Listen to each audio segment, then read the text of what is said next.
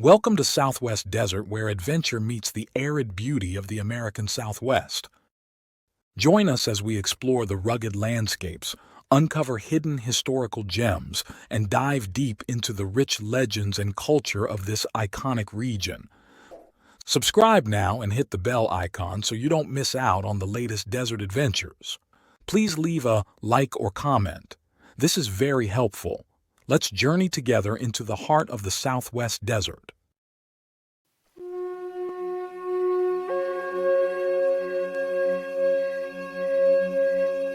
Imagine this.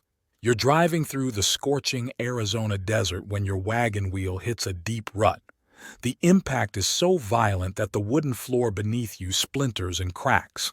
But here's the thing. You don't stop to check for damage.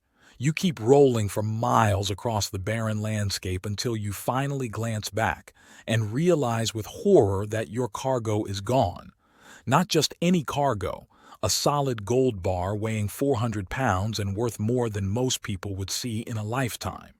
This actually happened in the 1890s near a place called Harqua Hala, and that missing fortune was just the beginning of one of Arizona's most incredible mining stories. Welcome to today's episode, where we're diving deep into the rise and spectacular fall of a town that literally cast gold bars so heavy they were impossible to steal. Well, almost impossible. This is the story of Spanish conquistadors, ingenious engineers, singing children covering up their father's crimes, and a mining boom that created and destroyed an entire community in the span of 50 years. Our story begins not in the 1890s, but way back in 1762, when a group of Spanish prospectors first discovered gold glinting in the rocky peaks of Arizona's Harquahala Mountains. These weren't your typical treasure hunters. They were hardened explorers who had ventured deep into hostile territory, 12 miles south of what would eventually become the town of Salome. They found what they were looking for. Veins of precious metal snaking through the mountain rock like golden lightning frozen in stone. But their celebration was short-lived. The local Native American tribes had watched these foreign invaders with growing anger, and they weren't about to let Spanish colonizers strip their sacred mountains of treasure. The prospectors' mining operation ended abruptly and violently, sending the survivors fleeing back south with tales of riches they couldn't claim. You'd think that would be the end of it, but gold has a way of calling people back. 52 years later, in 1814, another group of Spanish miners decided to try their luck in the same mountains. Perhaps they thought enough time had passed, or maybe the stories of gold were just too tempting to ignore. Their fate was identical to their predecessors. Disaster struck, and once again, the mountains claimed their would-be plunderers. For the next 74 years, the Harquahala Mountains sat quietly, guarding their golden secrets. Occasionally, travelers might spot the glint of metal in the rocks, but everyone knew the stories. Everyone knew what happened to those who got too greedy. Then came November 1888, and everything changed.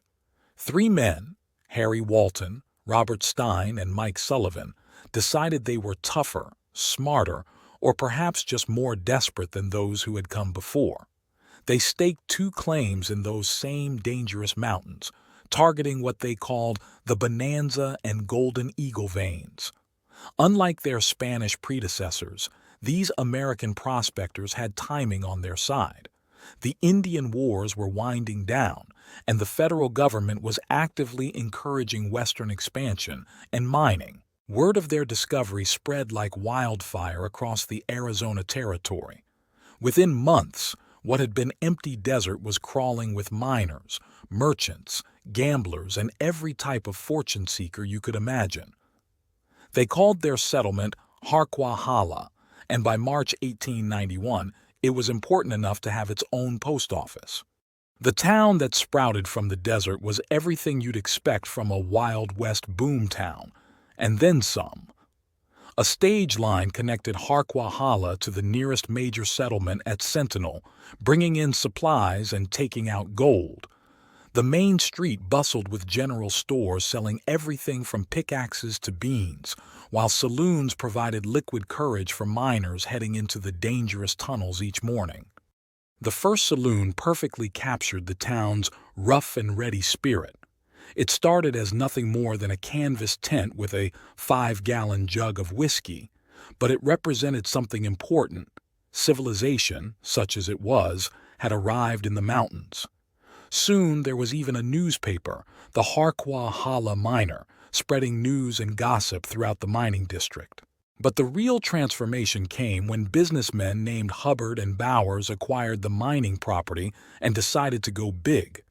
They erected a 20-stamp amalgamation mill, a massive, thundering machine that could crush ore and extract gold on an industrial scale. The sound of those 20 stamps pounding rock into powder became the heartbeat of Harquahala, working around the clock to feed the territory's hunger for precious metal. Now here's where our story gets really interesting. Hubbard's engineers faced a problem that would make any security expert sweat. How do you safely transport enormous quantities of gold across hundreds of miles of desert populated by bandits, desperados, and opportunistic outlaws? The standard practice was to cast gold into small bars of 15 to 20 ounces, but these required expensive armed convoys and were still vulnerable to determined thieves. The solution they devised was brilliant in its simplicity and audacious in its execution. Instead of small, portable bars, they would cast their gold into massive 400-pound ingots. Think about that for a moment. 400 pounds of solid gold in a single bar. Even if bandits could overpower the guards, they'd be left with treasure they literally couldn't carry away. It was theft prevention through sheer physics.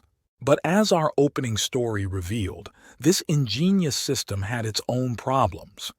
That 400-pound bar that crashed through the wagon floor didn't disappear into some bandit's saddlebags. It was simply too heavy for the transportation technology of the time. When the frantic driver and his companion finally found their lost fortune at the bottom of a desert gully, they faced an engineering challenge that would tax their creativity and strength to the limit. Somehow, these two men had to devise a way to lift nearly a quarter-ton of gold out of a rocky ravine and get it safely back to their wagon. While the official mining operations were extracting gold by the ton, a more secretive economy was operating in the shadows. The miners themselves had developed an elaborate system for supplementing their wages through what was euphemistically called high grading, essentially stealing small amounts of gold dust and nuggets from their workplace. The beauty of their system lay in its community involvement and theatrical timing. When the coast was clear for some unauthorized scraping of the arastra beds, the circular stone mills where residual gold often accumulated, a signal would go out to the camp's children. On cue, these young conspirators would burst into song, their innocent voices echoing off the canyon walls and drowning out the telltale sounds of their fathers carefully scraping away precious metal that officially belonged to the mining company. Picture the scene. Children's laughter and singing filling the air while their parents systematically skimmed gold dust from processing equipment just yards away. It was a perfect cover. Who would suspect anything illegal was happening during what appeared to be spontaneous childhood play? The boom times reached their peak in 1893 when the Harqua Hala Gold Mining Company acquired the entire operation. For 4 glorious years, the company extracted gold with ruthless efficiency, processing every ounce of ore the mountains could provide.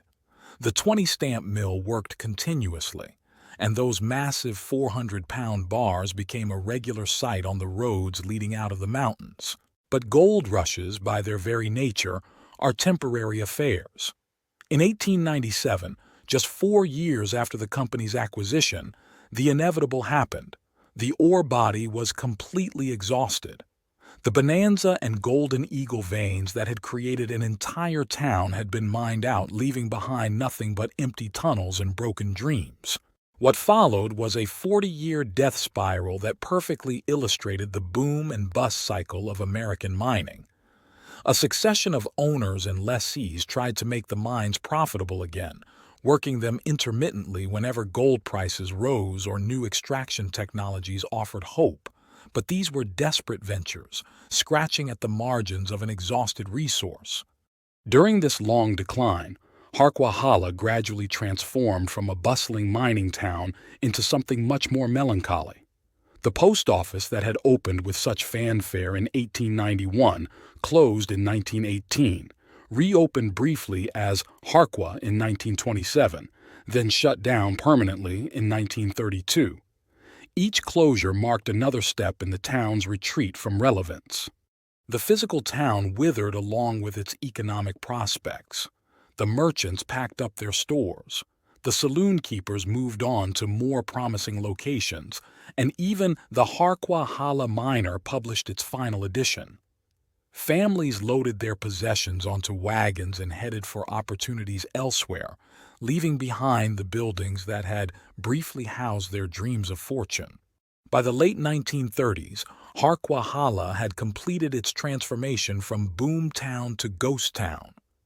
The 20-stamp mill fell silent forever, its thunderous heartbeat replaced by the whisper of desert wind through broken windows.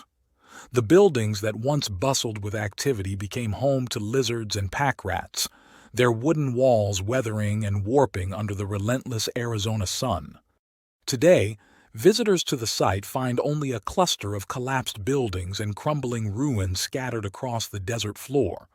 But these remnants tell an incredible story of Spanish conquistadors and determined prospectors, of engineering ingenuity and criminal creativity, of communities that could spring up overnight and disappear almost as quickly.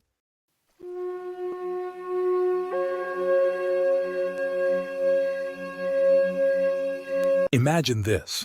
It's a scorching July afternoon in 1850. Inside a packed California courthouse, over 1,000 armed men are crammed together like powder in a keg, waiting for a murder trial to begin. The air is thick with sweat, tobacco smoke, and barely contained rage. Then, bang! A single pistol accidentally fires. In an instant, pandemonium erupts. 100 guns are drawn. Men are diving through windows, bullets are flying, and the entire town explodes into chaos. When the gun smoke clears, they'll discover that 4 innocent men were nearly lynched, and an entire ethnic population is about to be driven from their homes at gunpoint. This is the true story of Sonora, California, a place one resident described as having more gamblers, more drunkards, more ugly, bad women, and larger lumps of gold than any other place within Uncle Sam's dominions. A town where justice was whatever a red-faced frontiersman said it was, where murder was a weekly occurrence, and where the American dream revealed its darkest face. Welcome to the Queen of the Southern Mines. Welcome to Sonora. Our story begins in August 1848, when Mexican miners from the state of Sonora discovered something incredible along the Stanislaus and Tuolumne rivers. The gold wasn't just plentiful, it was massive. Coarse nuggets that would make modern prospectors weep.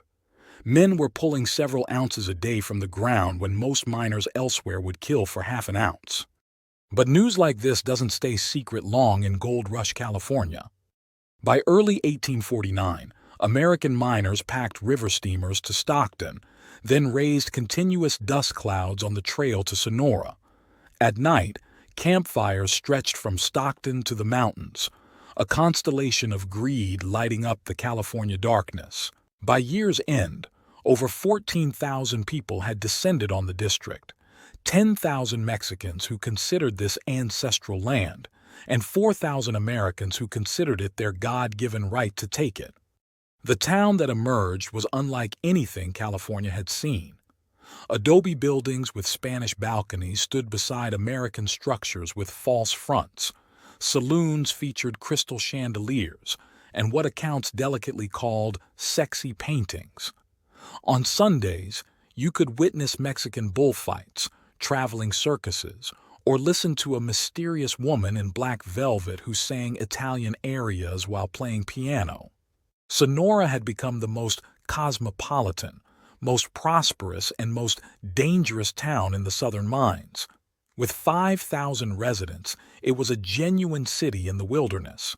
With over $600 million eventually pulled from surrounding mines, it was the richest place most people had ever seen. And with an average of one unpunished murder every week, it was about to become a powder keg. The trouble began when Americans arrived in force. These weren't just any Americans. These were men who had witnessed their country's crushing victory in the Mexican War. They were convinced God had ordained American dominance over North America. California was theirs by conquest, and they'd be damned if foreigners would walk away with the best mining claims. What followed was systematic harassment, intimidation, and violence. At first, Mexican miners tried avoiding confrontation. When Americans claimed their sites, many simply moved on rather than fight. But in July 1849, 1,500 more Mexican miners arrived, and the dynamic shifted. The Mexicans were no longer willing to be pushed around.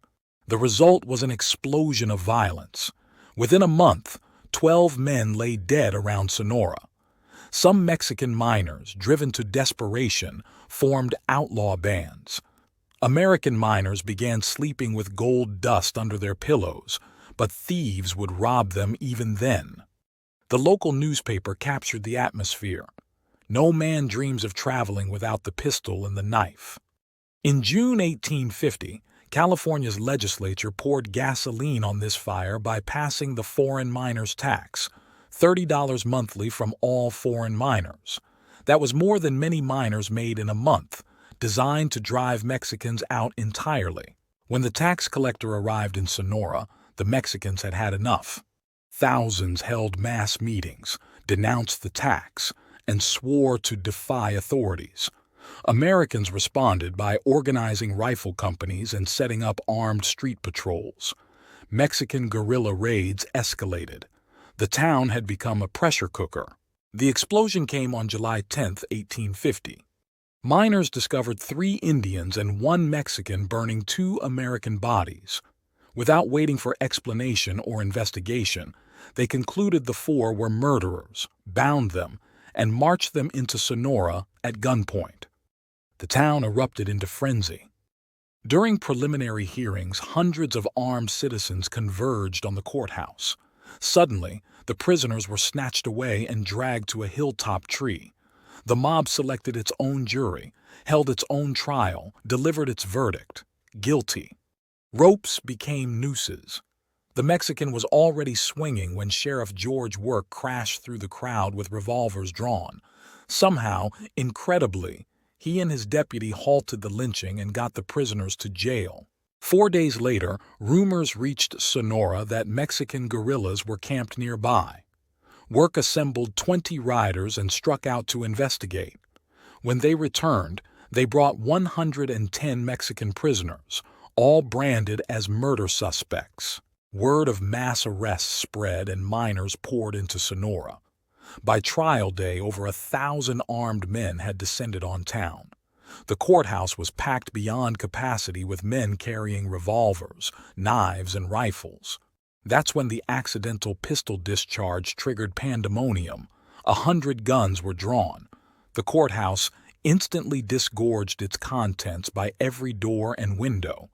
Men emerged from buildings shooting at Mexican bystanders. For terrifying minutes, Sonora looked like a war zone. The district attorney climbed onto a tree stump pleading for order. Gradually, miraculously, shooting stopped. Despite all the chaos, only one person was injured. The original shooter wounded his own wrist. When the trial continued, they discovered something shameful. The 4 original prisoners were completely innocent. They'd found the bodies days after the murders and were cremating them according to religious customs, an act of charity. As for the 110 Mexicans, every single one was examined and found innocent. Most had arrived only days before. The judge sent them joyfully homeward, but the damage was done. 10 days later, several thousand armed miners gathered for a mass meeting. Having no murder suspects to lynch, they decided to vent anger on an entire ethnic group. Their resolutions were brutal. All foreigners had 15 days to leave Tuolumne County and surrender firearms. The only exemption was permits from American committees deciding which foreigners were of respectable character. The exodus was heartbreaking. 200 Mexican families passed through Sonora returning to Mexico, a sorrowful and disillusioned company. By September, 3/4 of Sonora's Mexicans were gone. Population plummeted from 5,000 to 3,000. Businesses failed. The newspaper suspended publication. One resident noted that in 6 weeks following the exodus, there have been only 2 men shot in our streets. Ethnic cleansing was apparently good for public safety statistics. The economic cost was devastating. Sonora had killed its own boom through mobocracy at its worst. But Sonora was tougher than expected. The town slowly reinvented itself, becoming more refined. Travelers found clean hotels and even ice cream, made possible by snow packed from high mountains. On Sundays, everyone turned out in finest attire. Men wore bright silk neckerchiefs and competed with elaborate beard styles. Some braided like tobacco twists. Others separated into 3 tails reaching their belts. One extremist tied his beard in a bow under his chin, using it as a necktie. The reason for masculine preening was obvious. Clotheslines throughout town were hung with dresses and petticoats. As the local paper observed, time was when the presence of virtuous women in the mines was a thing wished for, not enjoyed. Of course, civilization was relative, especially regarding the legal system. The magistrate was Major Richard C. Barry, a stocky, red-faced frontiersman who was ignorant, prejudiced, bull-headed, and inordinately proud. Barry operated the most amazing justice court ever under the Constitution, keeping records on paper scraps and serving as legal dictator of Tuolumne County. Take Jesus Ramirez's mule theft case. Barry's own record states, "George swears the mule in question is his'n, and I believe so too. I found Jesus Ramirez guilty, sentenced him to pay $10 costs and fined him $100. Since Ramirez couldn't pay, Barry ruled that Sheriff Work, the theft victim, should pay both costs and fine. When the sheriff's lawyer protested, Barry responded, "I told him that I didn't care a damn for his book law, that I was the law myself." He fined the lawyer $50 and sentenced him to 5 days in jail for contempt. Today, Sonora survives as one of the few gold rush towns that outlasted the mining boom, now depending on lumber, agriculture, and tourism. But Sonora's real legacy is moral. The town's story is a microcosm of American westward expansion, incredible individual opportunity existing beside systematic oppression. It's the American dream revealing both golden promise and bloodiest nightmares.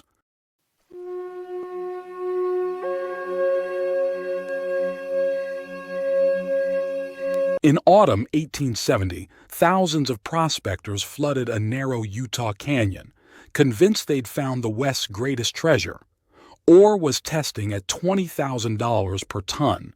They named it Ophir, after King Solomon's legendary gold mines.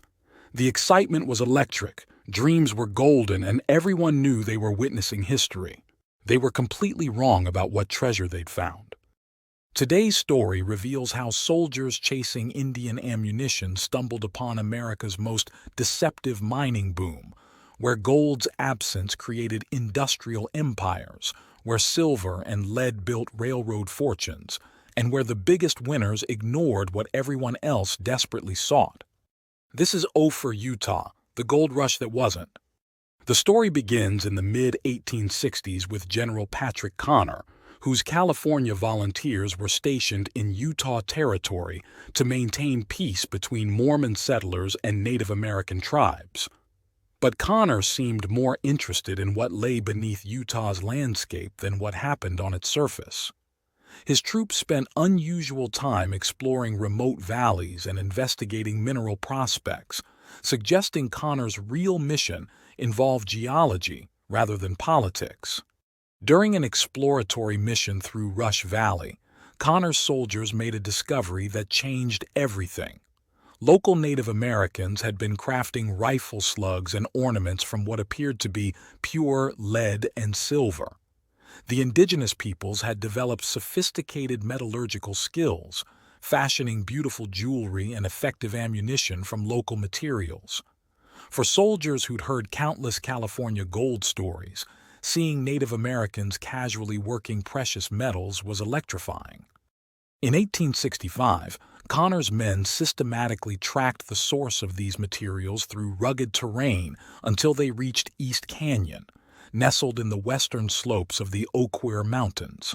They discovered natural ore outcroppings of extraordinary richness, alongside evidence of generations of Native American extraction work. The soldiers had found geological formations containing some of North America's richest mineral deposits, but in their excitement about potential gold strikes, they completely misunderstood what they'd discovered. By 1870, when officials formally organized the mining district, East Canyon had exploded into a classic Western boomtown. A Bible-reading prospector, overwhelmed by wealth emerging from the mountainside, drew parallels to King Solomon's legendary mines. The name Ophir captured everyone's imagination and stuck. Within months, Ophir became textbook frontier capitalism. Rough wooden buildings and canvas tents sprouted from the canyon floor with astonishing speed.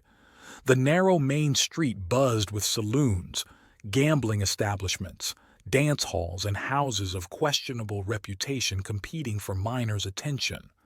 Hotels and cafes struggled to accommodate endless prospector streams, while stores worked around the clock meeting demands for mining equipment and necessities. The human influx was staggering. Thousands of miners converged from across the American West. Disappointed California prospectors, unsuccessful Colorado fortune seekers, and restless Nevada adventurers. All arrived convinced Ophir represented their chance at finally striking it rich. Following came the inevitable parade. Professional gamblers, teamsters hauling supplies across brutal terrain, legitimate businessmen, and enough gunfighters to populate several dime novels. What made Ophir different were the incredible ore values. Routine extractions yielded $6,000 per ton, decades of wages for ordinary workers. Premium strikes produced ore worth $20,000 per ton, figures so astronomical they seemed fictional. Mine names reflected explosive optimism. Wild delirium captured frenzied excitement. Miners' delight promised instant wealth. Silveropolis suggested an entire precious metal metropolis. Operations called Velocipede, Pocatello, and Shamrock each represented someone's ultimate bonanza dream. Processing infrastructure became as impressive as extraction operations. General Connor established smelting facilities in Stockton and built additional capacity across Great Salt Lake in Corinne. The transportation system was sophisticated. Specialized barges and steamboats like the city of Corinne carried precious ore across the vast inland sea, creating an unlikely maritime supply chain in the American desert.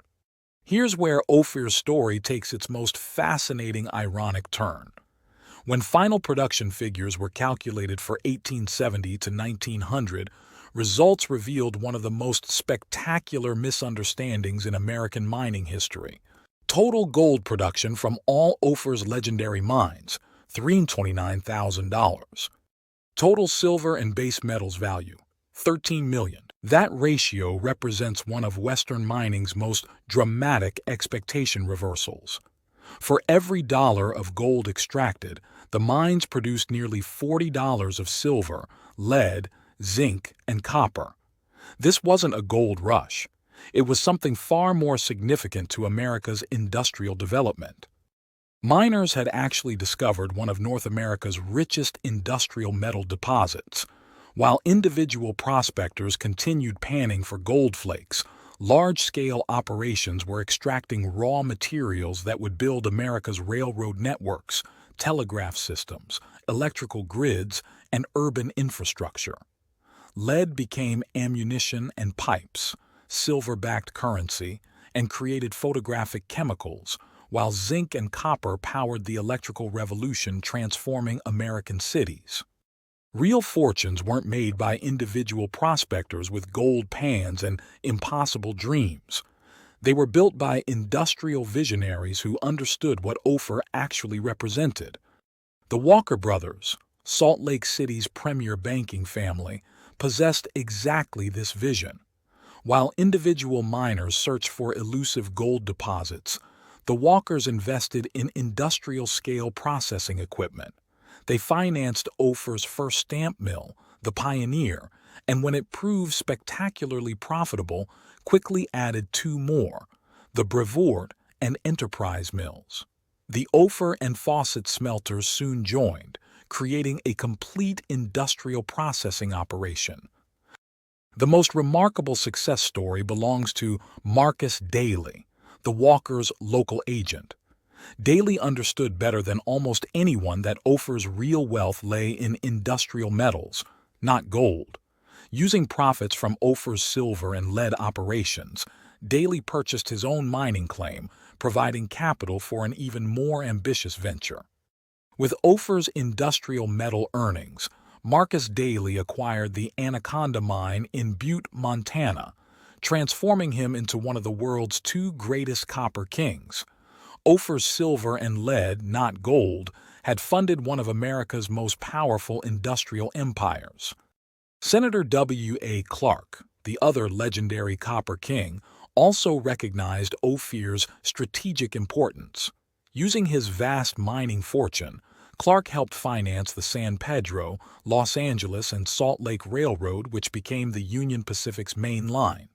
He then constructed his own St. John and Ophir Railroad, creating a direct 10-mile connection from the National Rail Network into the mining district. By the late 1870s, Ophir had evolved far beyond a typical mining camp. The town boasted 6,000 permanent residents and substantial infrastructure, including wooden and stone buildings designed for long-term use. The community supported two schools, multiple theaters, general stores, a stone post office with iron shutters protecting valuable shipments, and a combination town hall and fire station still standing today. The traditional boom ended around 1880, but Ophir's industrial story continued evolving. While transient prospectors moved to new gold strikes, leaving only about 50 mining families, large-scale extraction operations adapted to changing market conditions. As America entered the 20th century, copper and zinc became increasingly valuable for electrical systems and industrial applications. Mining companies developed advanced extraction techniques, sinking vertical shafts over 1,000 feet below ground. Remarkably, unlike most deep mining operations, Ophir's mines remained completely dry, avoiding water seepage problems that typically plagued such ventures. First-half 20th century production figures are even more striking than original boom statistics. Between 1900 and 1950, Ophir's mines produced an additional $28 million in metals. The gold component of this enormous extraction? A mere $200,000. By 1930, mining companies constructed a massive flotation mill specifically designed to reprocess 400,000 tons of old tailings. Even waste from previous mining efforts contained enough valuable metals to justify major industrial investment. Today, Ophir exists as one of the American West's most remarkable living ghost towns. Dozens of original buildings line canyon streets, including opulent homes demonstrating genuine wealth once flowing through this remote mountain community. The old stone post office, now partially hidden by towering box elder trees, stands as a monument to an era when this isolated canyon connected to global industrial markets. If you would like to see a lost gold story by where I grew up, click on the link in the description. Join my Patreon community and discover my art print products on my website in the links provided in my description and link above. Also, if you would like a particular image from my videos, give the timestamp for image and I will upload it to my website and Patreon. Thank you for joining your desert frontiersman Alan for another Southwest Gold story. Check out my large catalog of Southwest videos and playlists on historical tales, legends, lost gold stories, and adult bedtime stories. If you like a certain image from my videos, tell me in comments and give timestamp. Happy trails!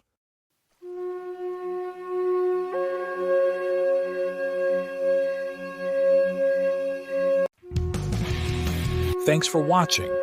If you enjoyed this video, don't forget to like, comment, share, and subscribe for more great content.